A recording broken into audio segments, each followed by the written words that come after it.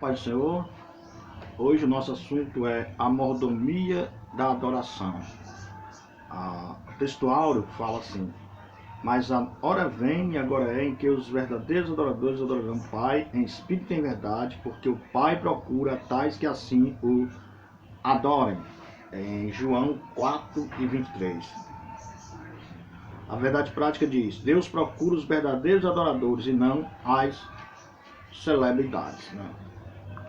A gente já nota que o nosso autor, o nosso escritor, ele dá uma pincelada já nesse negócio de celebridade nos cultos, né? A introdução da revista diz: no Antigo Testamento só se podia oferecer culto no tabernáculo ou no templo. No Novo, e do ponto de vista espiritual, Jesus Cristo aprofundou o sentido de adoração, conforme a narrativa do evangelista declara: mas a hora vem e agora é, em que os verdadeiros adoradores adorarão o Pai em espírito e em verdade, porque o Pai procura a tais que assim o adorem. Nesta lição veremos que, diferente do Antigo Testamento, a mordomia da adoração no Novo se realiza em espírito e em verdade. Assim, a adoração não está mais centrada no ritualismo, no simbolismo da antiga aliança, mas em Cristo. Meus irmãos, o sentido etimológico da palavra adoração, ela vem do latim, né? E significa culto ou veneração que se presta a uma divindade. Então, adoração, ela significa isso, um culto ou veneração que se presta a uma divindade. Para nós cristãos, esse culto é prestado ao Deus triuno, né? Ao Deus triuno, né? Deus Pai, Deus Filho e Deus Espírito Santo. É interessante dizer também que no Antigo Testamento a palavra hebraica shahá ocorre mais de 100 vezes e significa curvar-se diante, né? Uma forma de adoração seria o quê? Curvar-se, prostrar-se diante de Deus, né?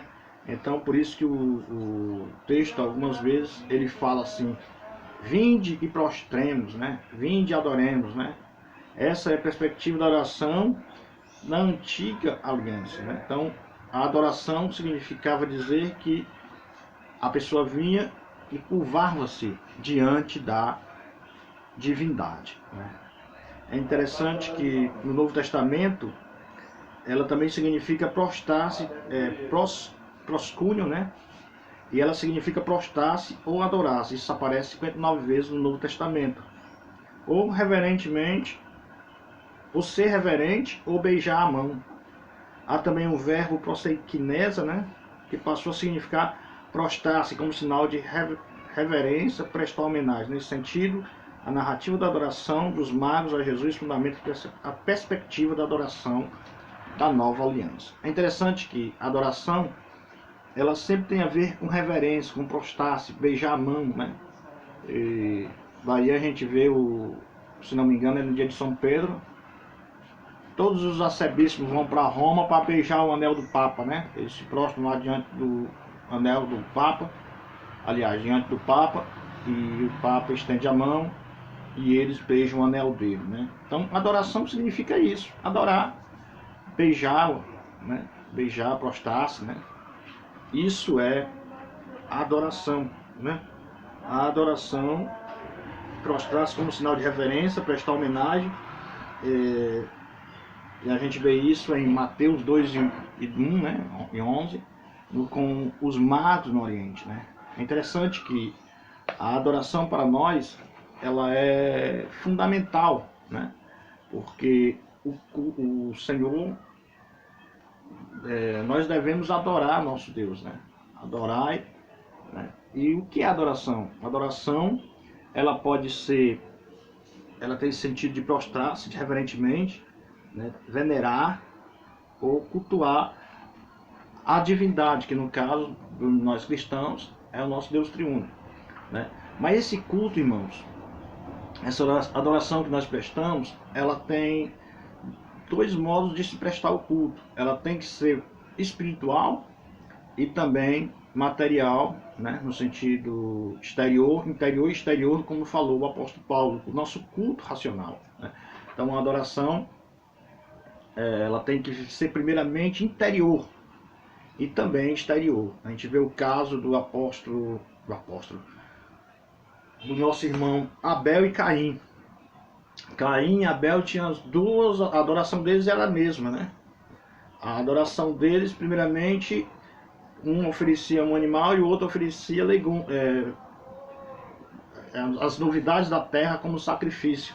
Por que que Deus olhou para a oferta de Abel e não olhou para a de Caim? É porque o coração de Caim estar voltado para Deus. Então, no culto da adoração ao nosso Deus, também deve ser a mesma coisa. O nosso coração deve ser voltado a Deus. Isso não quer dizer também que nós devemos ser relaxados, né, pela parte exterior, mas a gente deve ter, antes da exterior, a gente deve ter a nossa interior pronta diante de Deus para adorar. Adorar em espírito e em verdade, como disse o Senhor Jesus, a mulher samaritana. Os verdadeiros adoradores adorarão o Pai em espírito e em verdade. Mas essa adoração interna não nos exclui da nossa adoração externa, né?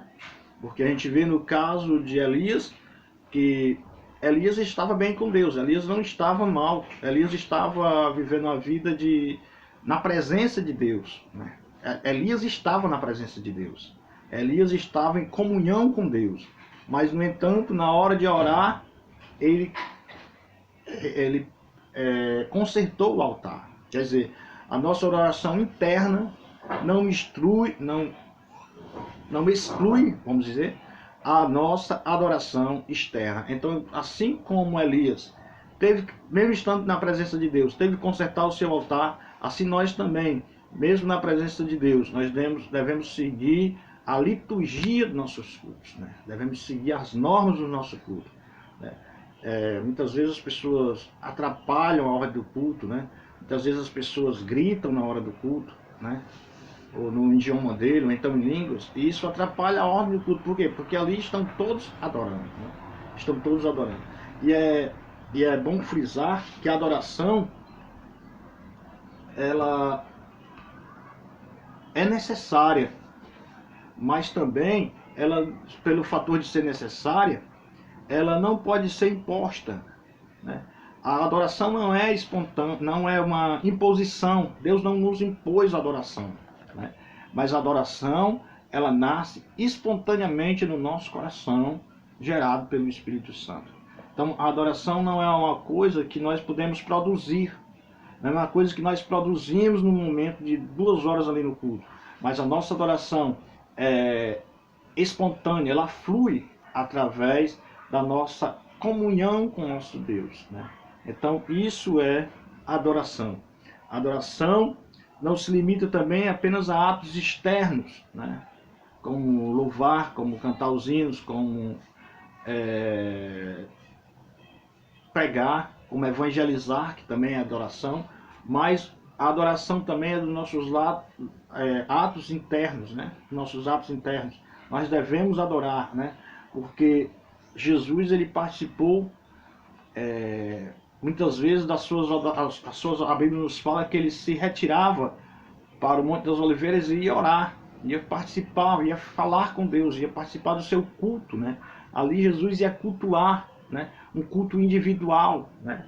E também nos fala que Jesus subia a Jerusalém para participar das festas. Isso fala do culto público que cada um de nós devemos fazer, né? Devemos ir às nossas igrejas, devemos nos congregar e devemos cultuarmos a Deus ali. Mas também tem o nosso culto interno, né?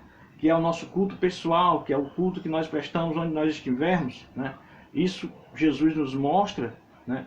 Através da sua vida, né? Quando ele subia ao Monte das Oliveiras e se afastava dos seus discípulos, né? E o culto doméstico de Jesus, eu acredito que não tinha por causa dos seus irmãos que eram incrédulos, né? Seus irmãos eram incrédulos, eu acho que por isso, pela incredulidade de seus irmãos, o culto doméstico bem não existia, né? Mas, no entanto, o culto público e o culto individual, Jesus nos mostra que ele praticava esse culto, né? E esse culto externo que eu falo, a gente pode dizer que é o culto racional, né? O objetivo do culto racional é este, para que experimenteis qual seja a boa, agradável e perfeita vontade de Deus, né? Então, esse é o culto racional, né? Cultuar o Deus com razão de ser, né? E motivados espiritualmente, né? Espiritualmente, portadores de uma sinceridade profunda. Glorificai, pois, a Deus no vosso corpo e no vosso espírito, quais pertence a Deus. 1 Coríntios 6:20. Então, o culto racional, ele parte a partir do espiritual, mas se ele estende para o lado externo, né? A gente louva a Deus em espírito, mas também louvamos a Deus com os nossos corpos, né? Os nossos corpos. Então, no culto, é interessante que antigamente, no Antigo Testamento, o culto externo ele era sacrificial, né? Era sacrificial tanto no templo como no tabernáculo. Primeiramente foi no tabernáculo em que as pessoas sacrificavam seus animais, né? O culto divino era externo, ele era praticado de uma forma visível, né? De uma forma visível, né? De uma forma em que todos viam, chegavam, matavam o animal, depois que matavam o animal, que o animal era totalmente queimado, que havia todo o ritual, então eles saíam, né? Por quê? Porque o culto já tinha sido prestado a Deus, né? Já no Novo Testamento, e atualmente em nossas igrejas, nós temos a liturgia dos nossos cultos, e cada denominação tem a sua liturgia própria, né? Tem a sua própria liturgia, que é o quê? Que é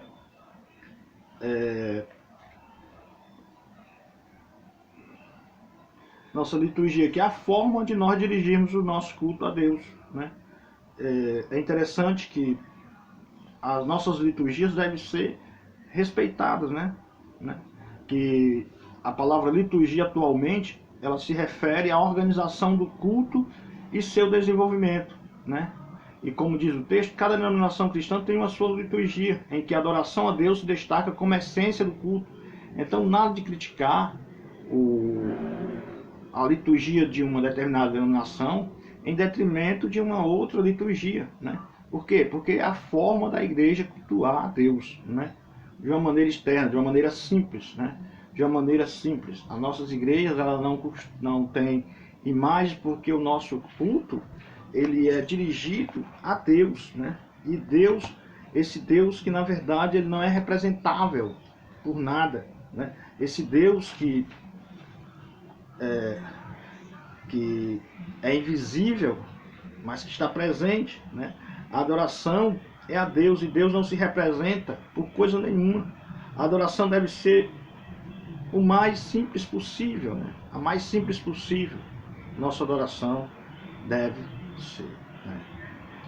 É interessante dizer também que no caso da adoração, as duas coisas devem andar juntas. Quais? A interna e a externa, né? A gente não pode esquecer isso. E se a gente for também para a igreja, se comportar e fazer tudo direitinho, como diz a liturgia eclesiástica, mas no entanto a gente pode correr o risco de ser só um legalista, né? Se nós não tivermos com os nossos corações prontos para ouvirmos a Deus e falarmos com Deus, né? E é interessante nós dizermos isso, porque muitas vezes a gente pensa também que o culto é apenas uma coisa que a gente vai lá e volta aos domingos, né? E não é bem isso. O culto é mais do que isso. O culto começa no nosso coração, né? Até nós expressarmos a nossa comunhão com o Pai. O nosso professor Samuel Cardoso, ele falando sobre a adoração no culto, sobre o culto externo, ele escreveu algo muito interessante no nosso subsídio na página 53, que ele fala sobre que ação deve ter ao entrar na casa de Deus. Na página 53 ele diz: decência e ordem são requisitos para o culto que oferecemos a Deus, mas faça-se tudo decentemente e com ordem. 1 Coríntios 14:40. Então ele escreve assim: quando vier ao culto, sempre que possível, chegue no horário de início. Lógico, né? Começar na oração inicial. Não se esqueça de cumprimentar os irmãos. A paz do Senhor. Cumprimente seus irmãos com a paz do Senhor, né? Dobre seus joelhos e ore antes. Ore antes de tudo, né? Antes de tudo se deve orar. Esteja em oração e reflexão antes de começar o culto. Não entre no templo durante a oração, leitura da Bíblia, né? Aqueles irmãos que gostam de, na hora que está havendo a oração, a leitura da Bíblia, entre as 5, tomar atenção todo dia no culto. Evite conversar durante o culto. Desligue o celular ou, no mínimo, coloque no silencioso. Se realmente precisar atender, saia do templo. Não leia revista, jornal e nem mesmo a Bíblia enquanto o pregador ou dirigente estiver falando, a menos que esta peça para ler, né? Não acesse a internet no culto. Siga as orientações do dirigente do culto. Levante-se ou sente-se quando for pedido. Mesmo que a música não seja conhecida, né? Se esforce para cantar com alegria, mesmo que a música não seja conhecida. Evitar sair antes de terminar o culto. Aguarde a bênção apostólica. Ajude as crianças a entender a seriedade do que está sendo feito no culto, ensinando-as a prestar a devida atenção, assentando-as junto com os pais quando possível for. Seja receptivo aos visitantes, cumprimentando-os e assentando junto e compartilhando a Bíblia inário. Então essas são as recomendações do nosso irmão em relação quando a gente for ao culto, né? Quando a gente for adorar. Porque a verdadeira adoração, irmãos, ela é o amor, né? Se resume no amor, né? No amor a Deus, no amor ao próximo, no amor a todas as pessoas. Não tem esse negócio de ser um adorador e não amar, né? Não ter prazer nas coisas de Deus, porque isso é algo novo, né? Que somente um homem nascido de novo tem, né? É interessante que ele fala também, o pastor Samuel, ele fala também sobre 4 coisas que o amor gera, né? O amor, a adoração gera. A adoração gera santificação. Lógico, se você estiver mais perto de Deus, né? Quanto mais você se aproxima de Deus, mais você se torna santo, porque Deus é santo, né? E Deus nos santifica, né? Quando nós nos aproximamos dele. Também nos traz humildade, né? Porque a misericórdia de Deus faz com que a gente aconteça isso, faz com que a humildade aumente em nossos corações, nos dá segurança, né? E é o que mais nós precisamos, segurança no meio das crises econômicas, né? O mundo entrega a violência, entrega a corrupção. E o que nós devemos fazer? Se nós estivermos adorando a Deus, nós estamos seguros de tudo isso, porque Deus provê todas as coisas para aqueles que o amam, né? Interessante dizer também que nos dá amor aos perdidos. Quando nós adoramos, nós sentimos vontade de evangelizar. Quando nós oramos, sentimos vontade de servir a Deus com mais força, né? Quando nós adoramos, nós sentimos o quanto Deus nos amou e o quanto Ele nos ama e o quanto ama o perdido, ao que está indo para o inferno, né? O pecador, né? Então, esse amor faz com que aí nós, um desejo missionário, né? Um ardor no nosso coração para nós fazer esse Deus conhecido aos que não conhecem ainda, né? Então, é isso que nós queríamos falar sobre a adoração, né? Só falamos que algumas atitudes da adoração: ajoelhar-se, prostrar-se, louvar e cantar, glorificar a Deus, são atos que nós fazemos durante o culto, que é bom, é maravilhoso. É interessante que, se você for ver as Catatumbas de Roma, o livro, e se você se organizar, se você prestar bem atenção, você vai ver que no princípio a adoração da igreja cristã era, na hora da oração, eram as pessoas de pé, né? De pé em sentido de adoração a Deus, né? Aí, com o tempo, passou a ser de joelhos, né? Passou a ser de joelhos. Então, a adoração de joelhos passou a ser colocada como o principal ato de adorar na igreja local, né? Nas igrejas locais, né? Então, irmãos, nós devemos cantar com alegria, louvar o Senhor, glorificar o nome dele, né? E esse Deus que habita em nós é o que nos impulsiona a adorar. É interessante que na conclusão diz assim: na mordomia da adoração, precisamos saber que Deus não vê apenas o gesto exterior como expressão de louvor, mas também a motivação do coração. 1 Samuel 16:7. Oremos como Davi orou. Senhor, tu me sondaste e me conheces. Tu conheces o meu assentar e o meu levantar. De longe entendes o meu pensamento. Salmo 139, 1 e 2. Então a adoração é isso. A adoração é você. Coisas que na verdade é mais para aparecer. O cantor, o pregador aparece mais do que a doce pessoa de Jesus. Então nunca devemos fazer isso. Nós nunca devemos aparecer mais do que o Espírito Santo, querer aparecer mais do que a Deus, porque isso não é adoração. Adoração, primeiramente, ela deve arder no nosso coração. Né? Depois que ela arde no nosso coração, depois que ela entra, ela vem do nosso interior, ela passa a ser exterior, através dos cânticos, dos nossos louvores e da palavra falada pelo Espírito Santo através de nós. Meus irmãos, Deus abençoe a todos. Esperam vocês na escola dominical amanhã, às 9 horas da manhã, se Deus quiser, e que Deus nos dê graça para ministrarmos, né, essa palavra, essa aula que é tão bem-vinda, né? Pessoas que pensam que adoração é isso, adoração é aquilo, adoração das celebridades é tudo, né?